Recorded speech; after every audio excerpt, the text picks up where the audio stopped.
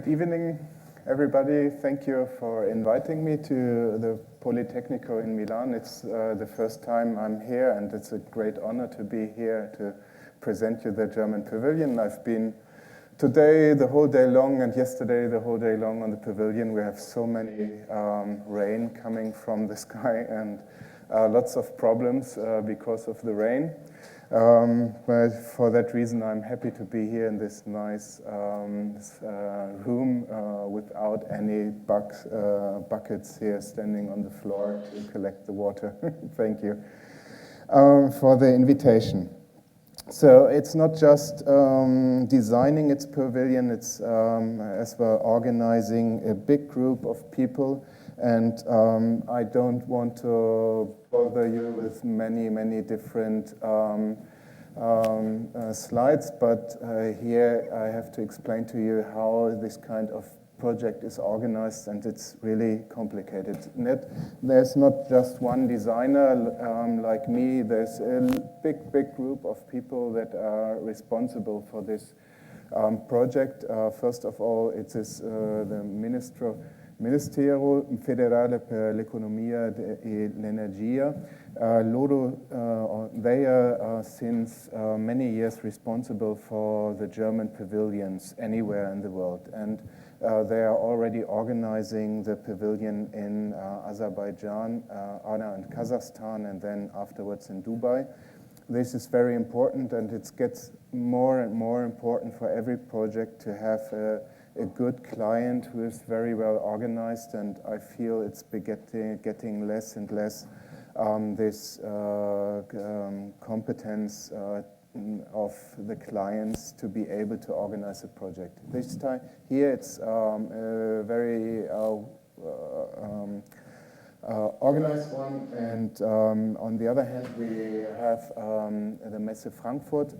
They won the competition for organizing the whole project, not just organizing the Expo in these days, organizing the press work and the protocol and inviting the people, organizing the tours in the pavilion. No, it's as well organizing the competition of the pavilion and being responsible during the construction and dismantling of the pavilion. And they organized the competition for the pavilion itself, and this is the moment our group started to work. So they organized a competition. Everybody could participate, but the only thing was you had to participate as a group, not just an architect, and afterwards you are looking for a designer for the exhibition. No, in this case, everybody, the exhibition designer, the architect, and even the construction company had to form a group. And we started from the first day on working on this pavilion. So there was the engineer who was always asking for the construction costs and time. There was the exhibition designer, Miller and Partner from Stuttgart, who has his ideas about the content, and he wanted to have certain conditions concerning light and so on. And us as architects who are normally used to organize these kind of wishes, people, because it's not just designing. My job is more communicating in between the people and organizing the communication in the end. But you will see more in the next slides. This plot, you know, but from my perspective, I wasn't so surprised having seen the first sketch, because from Florence I know that the Italian like to study the old strategies in Italy of founding or doing architecture. So in Florence we were studying a lot the Fortezza, La Loggia, La Certosa, e after that we started to design our project. And this kind of working in Italy is very familiar to me, and for that reason I understood very quickly Cardo and Decumanus. But on the other hand, I like this concept a lot in comparison to Shanghai. This plot is much smaller than Shanghai, and Shanghai was on both sides of the river. You had to take the ship to go from one part of the Expo to the other, and the plots were so huge that you didn't even feel being in a park. This is really particular, different. You have this one big roof connecting all the nations with each other. It's a really beautiful idea. And every nation has the same size, the same facade, like the strip in Las Vegas. This kind of concept is working. So, energy for life, feeding the planet is the concept, and it's interesting to see. It's like a competition in university or in architecture, how everybody is developing its own idea and solution at the Expo on this theme, and Germany developed the idea Fields of Ideas. It's inspired by these images you can see by flying over landscapes in Germany, but as well in Europe. So but the thing that is interesting are these patterns, and these patterns giving space for many different things. And Germany is a country made of 16 regions, and and every region will be wanted to be presented in this pavilion. This is one thing. And then we got a list of about 200, 400 items that should be presented in this pavilion as well. And for that reason, it was the biggest, or the clue to find a solution to integrate all these different ideas and to create a framework that is bringing all the ideas together. And this is Fields of Ideas. The ideas that come are the fields that are creating the ideas.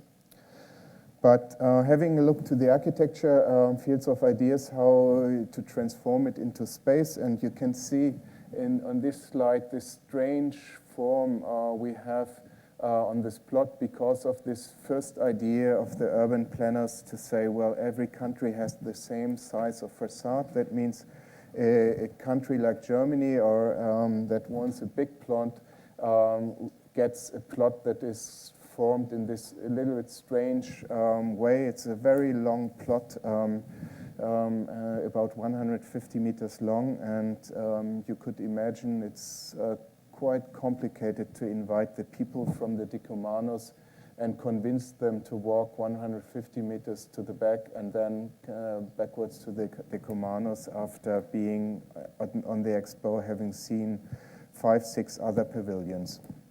But nevertheless, we started we decided that our plot is just the field of ideas, and we elevated the landscape. We transformed it into different levels because the German pavilion is a small company. They're working 300 up to 400 people at the moment in the pavilion. We have about 200 young people representing Germany's in this pavilion. We have an office area with the PR management, protocol management. So we have 4 kitchens and a huge staff of cooks and people working in the kitchens. So all these functions are fitting beyond the landscape, and we weren't very interested. Even the exhibition is fitting beyond this landscape, and for that reason, we didn't want to separate the exhibition itself from the rest of the pavilion, and for that reason, we developed these particular designed openings, and every opening is positioned in a very particular area. And out of these openings, or from the deep beyond the landscape, out of the areas where the exhibition is, so beyond in these areas here, the trees of ideas, or the solar trees, are coming out and like very small plants you can see here, and this form, you can even see the strength of this young plant that is coming and facing the sun. And this was the idea for developing these kind of trees. One idea. There are several others, like the designing process is normally, you know, as an architect, it's not only just one idea. In the process of this pavilion was about 3 years, and many ideas were coming together and created in the end a multi-layered concept. But first of all, the conceptual ideas, the solar tree, and the ideas connecting the landscape with the exhibition, and to create an open communication between the free flow area on the top and the exhibition beyond, because you may have noticed already, it's about, you have to wait at the moment, unfortunately, 1 hour to get inside the exhibition here beyond the landscape. And in Shanghai, it was even 7 hours, so the people were waiting the whole day long just to see the German pavilion. And having this in mind, it was clear here for us to develop in architecture a concept that consists of 2 exhibitions. One beyond, and the other one is like a huge plaza. Everybody is invited to come whole day long in the evening without waiting. They could just sit down and have a picnic or enjoy these nice open areas.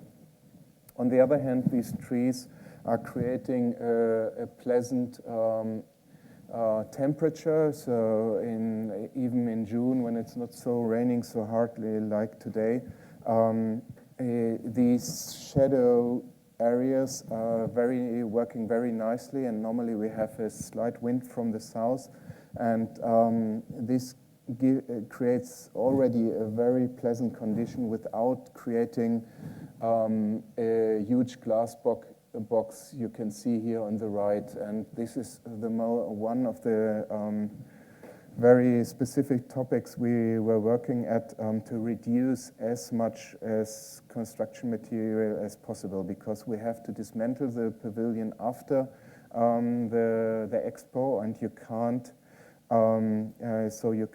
build a sustainable building, but we wanted to build a building that is reducing energy, construction costs, and construction material by itself. And deciding to have an outdoor exhibition apart from the other areas is just one first concept. Let's have a look how the trees are working in space. So this film is showing it much better if you haven't seen it in real. It gives you a sensation, because this architecture is designed for moving. It's not because Expo is moving. It's the people are coming in the morning and they're staying the whole day long. They are moving. They want to see at least 6-7 pavilions, and for that reason they are all in a rush, and they are running, and they hurry. They don't want to stay long, and for that reason the whole pavilion is organized like a big promenade. And so the architecture is guiding the people. They, as you can see, the trees, this big, huge form, are creating a kind of gate, and then you are being guided through these trees beyond, but slightly you are moving upstairs, and you are arriving on a big terrace platform with a nice view over this big plaza. We will see later in detail. So here you can see that the pavilion is not in architecture, it's more a wooden plaza. You have spaces beyond, but the main idea is to create communication and create hotspots where you can sit down and enjoy the cultural program, or you can have a picnic, or you can see into the exhibition. So as you realized, the pavilion consists of two different major materials. It's the wood, representing on the one hand fields of ideas, but as well the culture and industry of wood that is becoming more and more important, fortunately. As you can see on Expo, many buildings are built out of wood. On the other hand, it's a material you can build very nice forms with. So here, for example, this wooden deck consists of two complicated areas. This one, that one, and this one here in the entrance, so with this roof, and the rest of the construction is quite simple and clear, and you have big areas that are just straight. But this is another concept in the design process, and that's really important because it was the first learning with all these new Rhino programs and 3D modeling programs. You can develop very quickly very nice forms, very spectacular forms, but during the designing process, at least when you are forced to calculate your architecture, these forms are all dying because there's nobody who is able to afford it. And for that reason, it's really important to find a balance between these complicated forms in areas that are really relevant for your eyes and gives you the sensation the whole architecture is very organic, but in reality there are many areas that are made of a clear steel construction beyond. Very spectacular, talking about this, are the trees itself, because this steel framework is developed very nicely, but even here we have controlled all these radiuses and all these geometries very carefully with, and they are standardized, or we have just two types of trees, and we mirrored them, and so there are many strategies to make it look complicated, but on the other hand, it is a reduced complexity in a way. So, and interesting is all these trees are designed with parametric software, so we don't design anymore the steel and the system lines itself. We are designing the parametrics of every piece, so the relationship between the pieces, and as soon as this relationship is changing, we are changing the conditions, but we don't change the whole design anymore. And this is a very interesting thing. You can see even later on, not in these trees we used it, and the other very nice thing are the fabric of these trees. It is open fabric, and it's very transparent during the day. The sun is shining through this material. It's creating sun, but with the shadows, it's becoming a very vivid sensation. Here you can see it even more, that the trees itself with all these shadows are looking a little bit like real trees. This is one thing that we like a lot with looking at these trees, this white fabric, but even more spectacular are these OPV elements. This is a new technology, printed organic photovoltaics, and I brought some examples for you here from the pavilion. So you can see it is just printed on a very thin film, and because it is printed, you can design all the shapes you like. So we decided to have these hexagonal shapes, and because we thought it's very nicely, it's a good symbol at the moment expressing energy, but you can take any other shape you want. So here are just stripes. You can print even real foils if you want. And the interesting thing is if you, these new panels are working not just from the front, but even as well from the back. And it doesn't matter if the light is coming very straight or if you have diffuse light, you can position it to the north, south, east, west. So it doesn't matter if the angle is perfectly to the south. For that reason, this new technology is very flexible, not because it's flexible itself, it's flexible because you can integrate it very nice into the architecture. It gives the freedom to the designers to bring the solar energy back to architecture, because 15 years ago, everybody was delighted and loved the PV panels, but as soon as we as architects realized that the panels are standardized, or we have just these 2 meters long and 1 meter wide panels, and we have to adjust all the architecture according to the panels, nobody wanted to integrate them anymore. And with this technology, it is a new way you can put it in between glass panels as well. You can glue it on metal sheets. So it gives lots of freedom to use the facades of even existing architecture.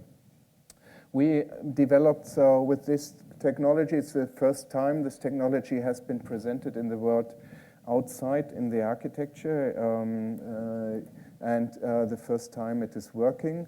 So it's waterproof, it is resistant to the sun up to 20 years, and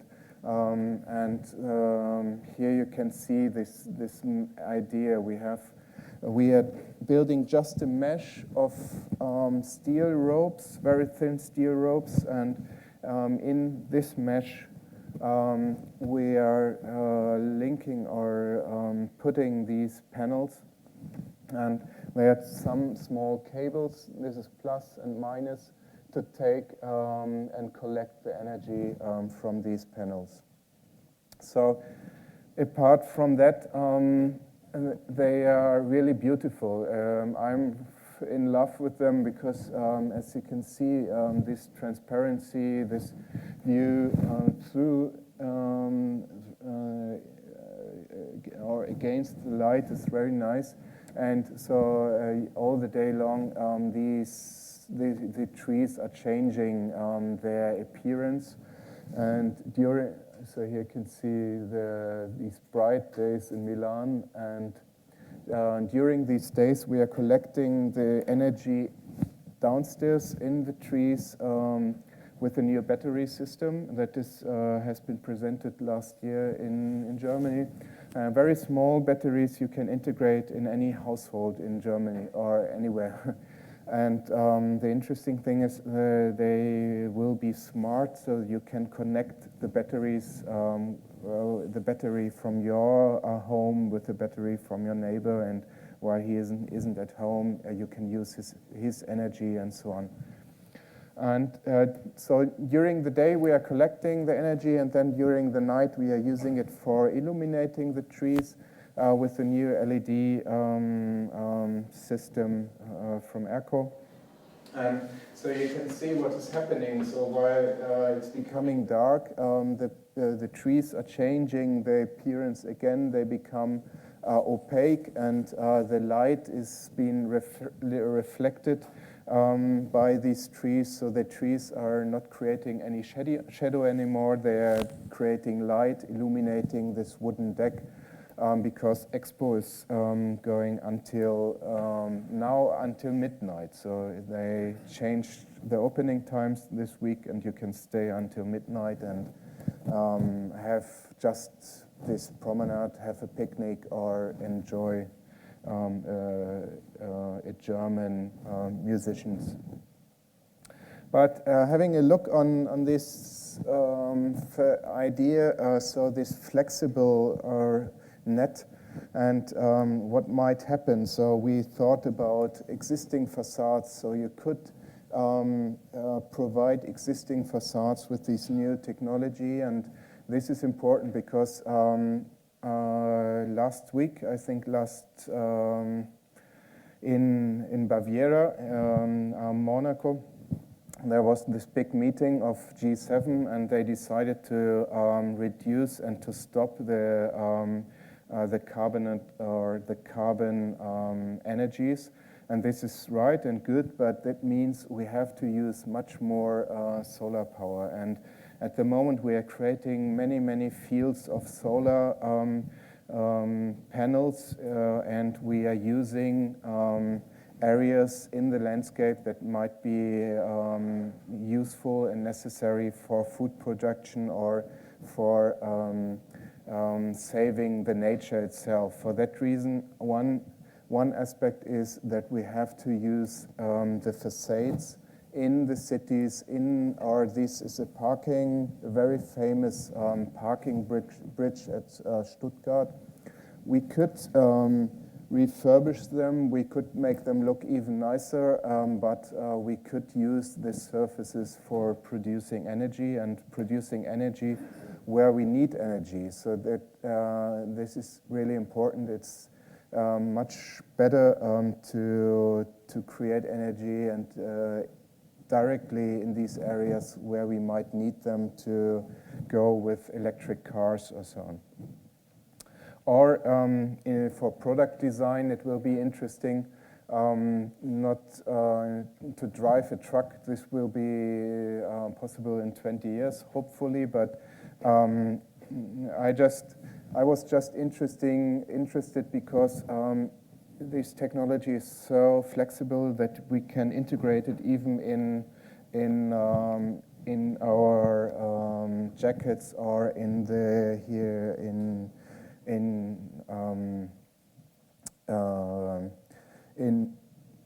your bag and so on. Or you can integrate it in your smartphone on the back, so that the smartphone is creating. So even product designer are invited to start working with this material.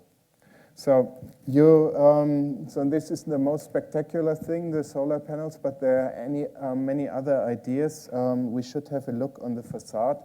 This facade is inspired by this idea of a landscape, because cutting the landscape like you are doing at Carrara, you are always seeing all the ground beyond and the different layers.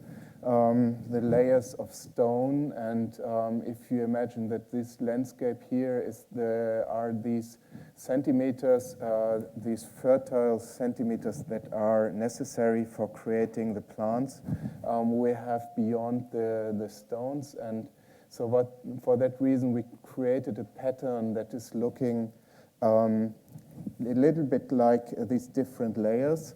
But there's another idea behind. So we have a very reduced facade concept. We didn't want to build many glass facades or closed facades. We just used these cement boards to protect the building inside. We used again the mesh to stop the mosquitoes entering and other animals.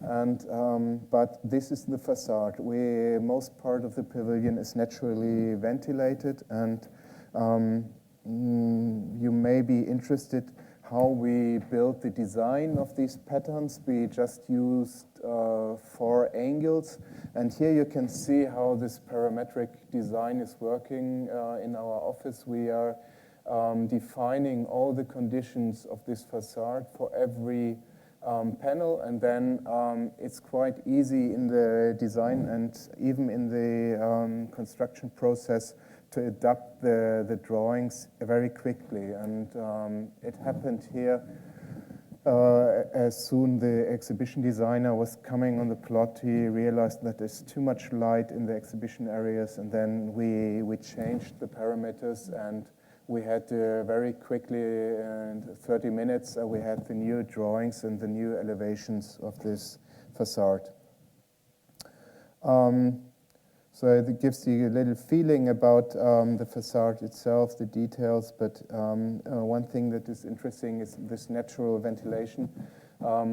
Only the lower part of the facade is closed here and here. And to create a lake of cool air in July, August, when it's becoming really hot, the natural ventilation won't be enough, and for that reason we can just blow some cool air inside, but we don't collect the air, and we don't have a recycling system because it doesn't make any sense for 6 months. You can reduce everything as well here. But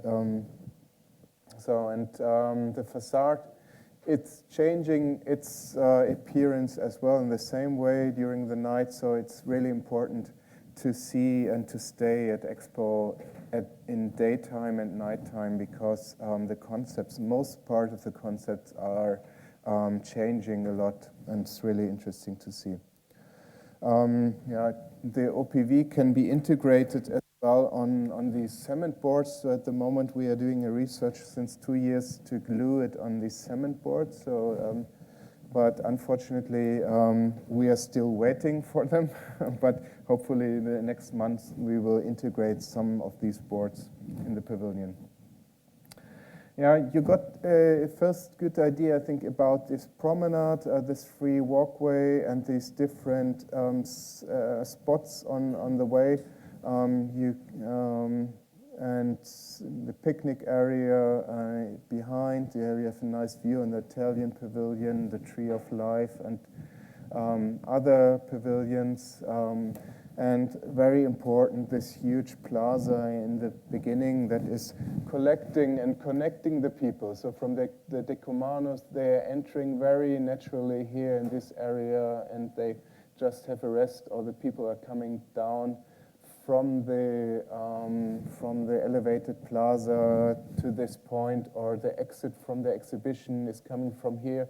So we are creating a big or we are connecting the people in this spot very naturally, and it's working very well. And so we can convince the people to stay at least 1 or 2 songs during the evenings. That is what is not very easy, because everybody wants to see the next pavilion for that reason. Yeah. But here you can see, and the area by day, and how important is designing shadow and shadow area, a topography of shadows. So this was a lesson I learned in Florence. There are many streets you can't use at lunchtime, and so the Italian people are used to organize their way by the shadows during the day. Yeah, the restaurants, shortly, we have 4 restaurants. The German restaurant, and that is made, influenced a lot by this facade system I explained before. We have another restaurant, a high-class restaurant in the first level, and a VIP lounge on the top that is important for the VIPs coming, and we have a meet and greet zone that you will see later. But for the technicians here, it's another image of the panels integrated in the glass. It's integrated in the VIP lounge. But important is this image here that this is the point where everybody could sign in the guest book, and at the moment we have lots of people coming. It's ministers from Germany, from France, from Italy. We had a German soccer star, Lukas Podolski from Milan, who he's going back to England today in these days, but There was the king of Dubai and Saudi Arabia, and so in Shanghai we had about 10,000 VIPs coming. Yeah, let's have a quick look to the exhibition. The exhibition is designed by our partners, not by me or by Schmidtowitz, Miller and Partner. They are very specialized in exhibition design, and you can see here the main ideas how to organize this huge variety of themes. They are focusing on the water, the ground, the climate change, and the variety of plants and so on. And related to the architecture, every topic is focused around one of these trees. So every tree is talking about one topic in the end, and you are always reminded by these trees that you're in another area. But there's talking about these topics is one thing, but on the other hand, we want to make the people be active, to participate in this exhibition, and to find new ideas and to get to know people from Germany. And for that reason, they are working. Many German and Italian, German young people in this exhibition. It's not as empty as you can see here. So you have the possibility to get to know Germany. You can, but on the other hand, every area is being represented by a very characteristic person from Germany. There's an area talking about the apple trees, and there's another one. There's a person from the north of Germany. There's a person from the south of Germany that changed the production process, and he's just using these small worms instead of changing the whole ground during the year. And there are many ideas you can find in this exhibition. And at a certain point, you are moving upstairs around one of these trees. This is the two-story room, and as you remembered, or I have already recognized, the whole whole space is one huge space that is characterized and organized by these lamellas. And even these lamellas has been designed with this parametric design, because it's about 4 kilometers of lamellas we are using, and every one is different, and every piece is different. There's nothing the same, but this is interesting on the one hand in the production and designing process, but on the other hand, even the production companies are already using this kind of software, and we are just handing over the 3D model, and they are cutting and using this model to control the cutting machines. But even here, we are talking about reducing energy and reducing the material wood, and for that reason, all the boards have air inside, air from Germany, and because I think it will be the future that we have to think about these wooden constructions as well. We have to reduce the usage of resources. We have to find technologies to recycle and reuse these resources. And this is a product that is reducing, but that is made of recycled materials, and that could be recycled as well. So it's interesting. You won't see it in the exhibition, but here you can see it just from outside. But now you know it's a very reduced construction. In the end, you will be in this huge theater that is bringing all the people again together. It's a theater space with two protagonists standing in the center, and all the people are standing around them. They are creating together a stage or or so the spectators become actors, or the actors become spectators. By organizing this room, it's very easy to change this interaction. And another thing that is really important for this exhibition is this small piece of paper I brought here. This is a very spectacular thing. It doesn't look like it's in the entering into the exhibition. You will be asked where do you come from, which language do you prefer, and then you can choose between German, English, French, and Italian.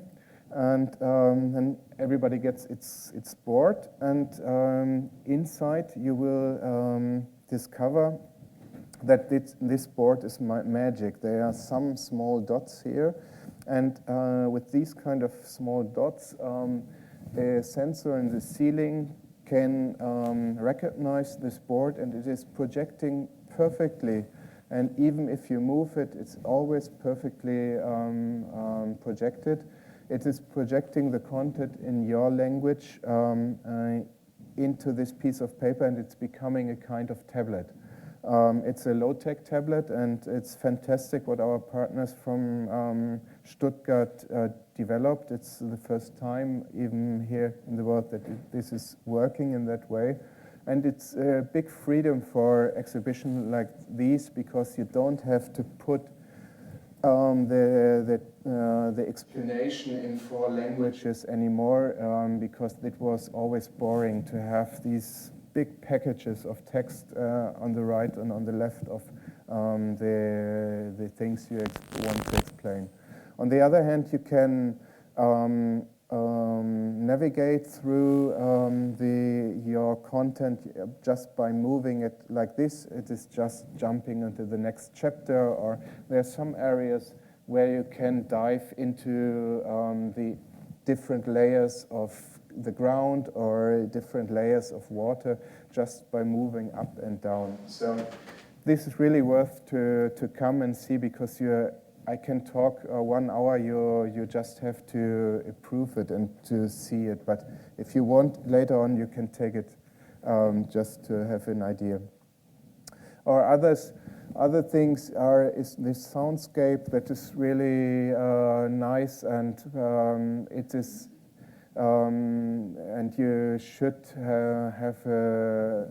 or you should hear and try to follow, because all the sounds are made by humans, and every area, the water area, the ground, is very characteristic in particular. But we have these overlapping areas where you are going from the water to the ground, and even here the sounds are working very well together. Or sometimes you can see that this big timetable, some areas are becoming more important, and for a moment during the day there's a big wave going through this whole exhibition or something, or the ground is doing something. So it is a very vivid concept. So after having talked or explained all these different creative parts, Miller and partner for the exhibition and us for the architecture, we have to talk a little bit about the other creatives that doesn't look very creative on the first sight, because everybody's saying, well, they are just building.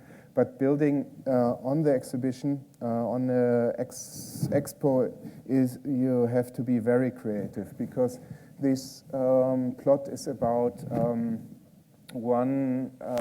6,000 people were working. In the end, 9,000 people were working on the whole Expo plot, and on the German pavilion we had about 1,300 people working during these 1.5 years. And that means you have to organize everything very well, especially when the plots are so straight and long, and especially when you don't have any areas for storage. So you have to organize the construction process very carefully, and everything has to be transported in time to the plot. And having in mind this idea of this nice decumanus, the decumanus became the clue, because everybody had to use this decumanus with every beam, with everything. And as soon as somebody wanted to enter with his truck onto the plot, it was so straight that sometimes it took 10 minutes, and we had a big traffic jam. And for that reason, the journalist just looked on the result and said in the last weeks, well, the Expo won't finish, blah, blah, blah. But they didn't understand at least how much and how complicated it is building so many pavilions on the Expo. And it was one of the biggest construction sites, or the biggest construction sites in Europe for this moment. And I think Milan and all the people here could be really proud of this project. And in the end, in the 1st of May, every pavilion opened, and I didn't realize that somebody was missing. So this is really incredible, and nobody was talking, especially here in Milan, about this fact.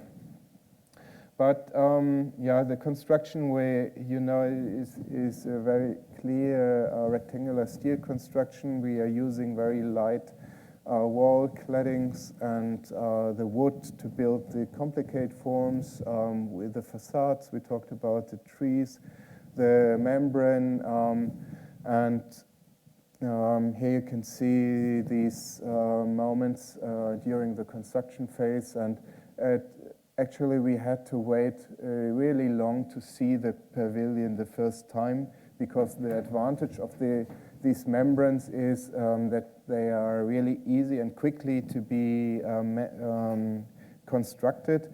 But they had been constructed just in April, and for that reason it was always a surprise to come to the plot, and every day it was changing and something new has been built.